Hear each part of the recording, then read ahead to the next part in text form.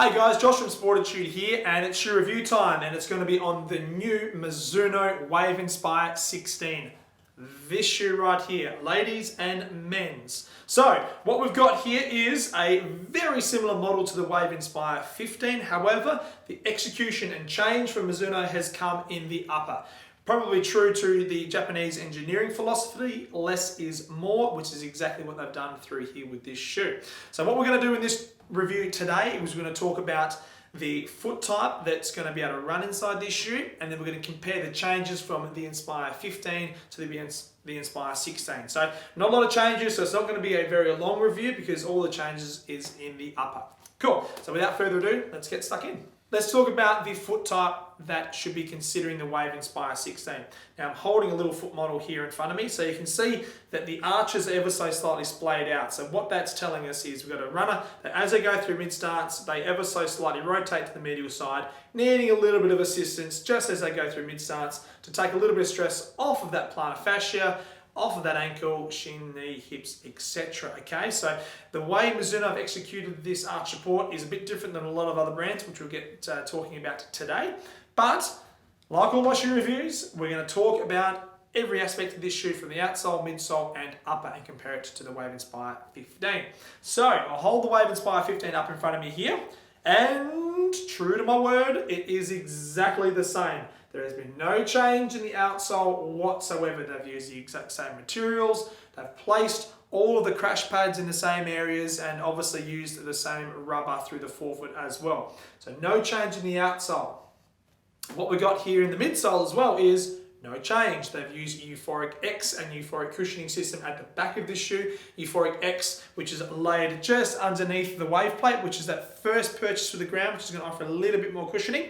And Euphoric midsole top layer, okay? So Euphoric is a slightly more responsive foam than the Euphoric X, so therefore keeping it nice and light and responsive as you go through mid-stance to toe off. Talking about the midsole and what Mizuno do, and they've been doing for a number of years, they use a thermoplastic wave plate that splits the two cushioning system, as I just touched on, which is the Euphoric and the Euphoric X. And on the medial side, they've obviously built up that wave plate to provide a little bit of mid-support assistance for that heel striker who hits the ground underneath their heel, coming through to mid-stance. Instead of using dual density foam or guide rails, which is what Brooks is doing now, Mizuno have been using this wave plate technology for a number of years, and boy does it work. For a lot of the Mizuno runners out there that have Inspire runners, more often than not, it's just such an easy update for them. They walk in, grab the same shoe, same size, width off the shelf, and away they go. We do like to make sure the shoe itself is doing all the right things for those runners when they do come in store, of course, but pretty consistent year in, year out. So kudos to Mizuno for that there. Now, as I touched on at the start of this review, the change is in the upper. Now, we're not talking polar opposites in regards to change here. They haven't gone for a knitted design in this specific model, although they do make a knit, which we'll do a review soon. But in this one here, they've got a really nice jacquard mesh design. But as you can see through the forefoot, can you see on the old Inspire 15, they had a little bit of a synthetic guard which was stitched in through that forefoot. Now that was there, obviously to protect the end of your toes when you're running, either going downhill or just transitioning through your gait cycle on toe off, to sort of minimize the impact of your toe hitting the end and causing a bit of friction and irritation.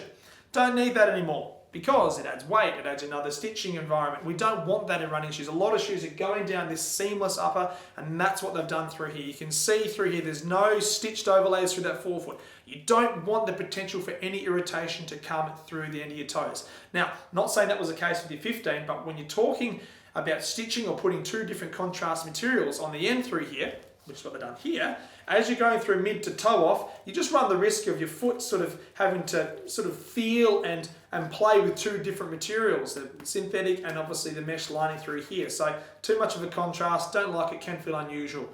And executing it very nicely through the forefoot through here in the new Mizuno Wave Inspire 16. One thing I do like, and it's probably more of a cosmetic thing, but the execution of the Runbird logo. So you can see on the lateral side through here, and I have to bring it a little bit closer because they've sort of almost like a 3D sort of badged on design through there, instead of, again, stitching it on, which is what they've done previously through here. So just those little executions in design that I think have come out quite well. And I'll hold the ladies one up here as well. I know it's black, have to get it sort of close to the camera through there, and on the medial side as well. So just a subtle change, but a really nice execution. As we come through to the heel counter at the back through here, what we've got is a very deep heel counter, easily one of the deepest in this category of running shoes. So we're talking mid to high mileage here. The reason I say it's deeper is because when your foot sits in the Mizuno Wave Inspire 15 or 16 in this matter, you know it's in. It is deep. You get plenty of structure and support around the back of that heel. So therefore, when your foot hits the ground, we're getting all the support from the ground up with the midsole and the outsole configuration. But the execution on the internal heel counter gives you a great hold at the back of the shoe. Okay, so you still feel nice and stable, nice and secure in this shoe, which is what it's all about. As you're coming through to mid stance, nice and supported little overlays through here. So what we got is sort of wrapping the base of the almost your heel point of contact through to the medial side of your mid stance phase with this little overlay system, and the lateral side the same thing as well. So nice and controlled and structured without stitching on that logo. And then through to the forefoot, it's all about breathability, it's all about space and flexibility through that toe off, which is what they've done in the upper through here. Great thing about Mizuno and a lot of the good running brands out there is they make widths, okay? And the women's comes in a B and a D, and the men's comes in a D and a 2E. So B is standard for ladies, D is a little bit wider, D is standard for men's, and 2E is a fraction wider. And of course, with widths, there is different colors on offer too. So what we will do is we'll pop a link in this video below, which will take you to the Wave Inspire 16 landing page, and you can see what colors and widths are on offer for you through there.